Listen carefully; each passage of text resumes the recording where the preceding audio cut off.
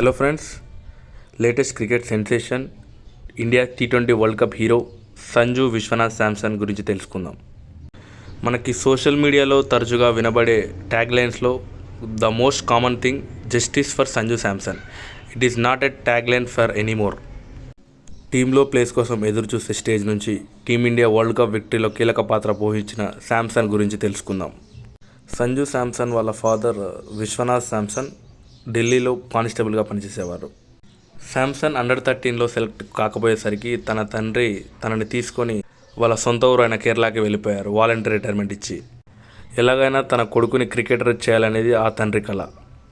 ఎదురు దెబ్బలతో మొదలైన సంజు శాంసన్ కెరీర్ తన కెరీర్ ఆరంభం నుంచి ఎదురు దెబ్బలు తగులుతూనే ఉన్నాయి. కేరళ తరపున తన first class cricket journey start అయింది. ఫస్ట్ క్లాస్ క్రికెట్లో యంగెస్ట్ ప్లేయర్ టు హిట్ ఎ 100.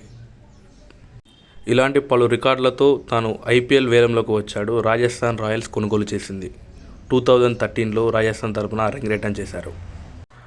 ఆడిన ఫస్ట్ సీజనే తన మార్క్ని ప్రూవ్ చేసుకున్న శాంసన్ ఎమర్జింగ్ ప్లేయర్ అవార్డు పొందాడు. ఇతను the next big thing in Indian cricket అనే ఒక చర్చ మొదలైంది. ఇలా IPLలో పలు మ్యాచ్లు బాగానే రాణించాడు. 2015లో తొలిసారి ఇండియన్ టీంకి సెలెక్ట్ అయ్యాడు. జింబాబ్వే టూర్లో ఒక అవకాశం వచ్చింది. ఆశించిన స్థాయిలో ఫలితం రాలేదు. తన రెండో ఇంటర్నేషనల్ మ్యాచ్ ఆడడానికి తనకు దాదాపు 4 ఏళ్ల సమయం పట్టింది. 2019లో రెండోసారి టీమిండియా తరపున ఇంటర్నేషనల్ మ్యాచ్ ఆడిన సంజు ఆశించిన స్థాయిలో పర్ఫామ్ చేయలేదు. IPLలో ఎంత బాగా ఆడినా, ఎన్ని రన్స్ కొట్టినా ఇండియన్ టీంలో తన ప్లేస్ని కన్ఫర్మ్ చేసుకోలేకపోయాడు. తన క్రికెట్ కెరీర్ మొత్తం అవకాశాలు రావడం, 1-2 మ్యాచెస్ ఆడడం, ఆ తర్వాత అవుట్ ఆఫ్ ఫామ్ అవడం, టీం నుంచి డ్రాప్ చేయడం. తన కెరీర్ ఆరంభం నుంచి ఇప్పటి వరకు తను టీంలో ఆడిన మ్యాచెస్ కంటే బెంచ్పై కూర్చొని చూసిన మ్యాచెసే ఎక్కువ. టాలెంట్ ఉన్న ఛాన్సెస్ రాకపోవడం, ఛాన్సెస్ వచ్చినా తనకి లక్ కలిసి రాకపోవడం. కానీ IPLలో బాగానే పర్ఫామ్ చేసేవాడు. 2021లో రాజస్థాన్ రాయల్స్ టీం కెప్టెన్గా ఎంపికయ్యాడు. రాజస్థాన్ రాయల్స్ టీం ఫస్ట్ మ్యాచ్లోనే 100 కొట్టి క్రికెట్ సెలెక్టర్లు అందరి చూపు తన వైపు మళ్ళేలా చేసుకున్నాడు. ఇలా పలు ఇన్నింగ్స్లో బాగానే స్కోర్ చేశాడు. IPLలో మంచి రికార్డు ఉంది. 4,000కు పైగా రన్నులు కొట్టాడు ఇప్పటివరకు. ఏం చేసినా కానీ టీమిండియాలో తన ప్లేస్ కన్ఫర్మ్ చేసుకోలేకపోయాడు. సెలెక్ట్ కావడం, 1-2 మ్యాచ్లు ఆడడం, బెంచ్పై కూర్చోవడం. ఇలా తన కెరీర్లో ఆడిన మ్యాచెస్ కంటే బెంచ్పై కూర్చొని చూసిన మ్యాచెస్ ఎన్నో. అయినా కూడా తన వెనకడు వేయలేదు, తన ఓటమిని ఒప్పుకోలేదు. తనను తాను ప్రూవ్ చేసుకోవడానికే క్రికెట్ ఆడుతూ వచ్చాడు ఇన్ని సంవత్సరాలు. IPL బాగా ఆడడం, డొమెస్టిక్ క్రికెట్లో బాగా ఆడడం వల్ల సంజుకి మరోసారి ఇండియన్ టీం తలుపులు తెరుచుకున్నాయి. 2024 T20 వరల్డ్ కప్ టీంలో సెలెక్ట్ అయ్యాడు మొదటిసారి. టీమిండియా వరల్డ్ కప్ గెలిచిన ఆనందం కంటే తాను ఒక్క మ్యాచ్ కూడా ఆడలేకపోయాననే బాధ తనను ఎంతో వేధించింది. తన కెరీర్లో ఇన్ని జరుగుతున్నా కూడా తనకు నచ్చిన ఆటను మాత్రం ఎప్పుడూ విడవలేదు. ఛాన్సెస్ కోసం ఎదురు చూశాడు కానీ ఎవరిని ప్రశ్నించలేదు. తన ఆట తన ఆడుకుంటూ వెళ్ళిపోయాడు. ఇలా వరల్డ్ కప్ అయిపోయిన నెక్స్ట్ సిరీస్ బంగ్లాదేశ్తో సెలెక్ట్ అయ్యాడు. వరల్డ్ కప్ అయిపోయిన తర్వాత బంగ్లాదేశ్ సిరీస్తో తనను ఓపెనర్గా ప్రమోట్ చేశారు.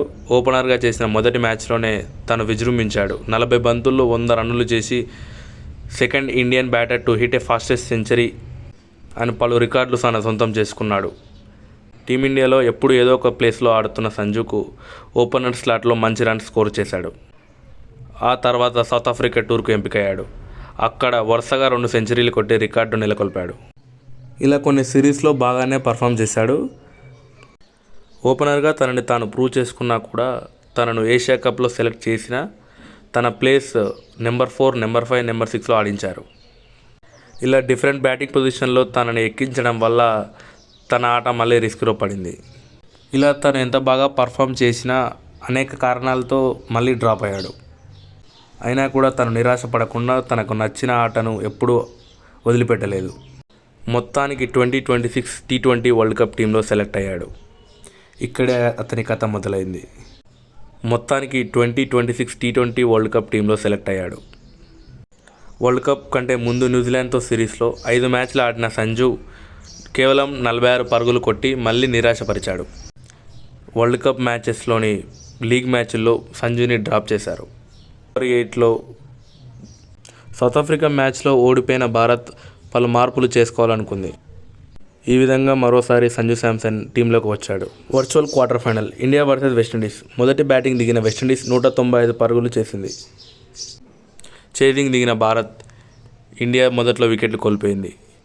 ఇదే తన సరైన సమయం అనుకున్న సంజు శాంసన్ తను నిలబడిపోయాడు. టీమిండియా తరపున 97 రన్స్ కొట్టి టీమిండియాను విజయ తీరాలకు చేర్చాడు.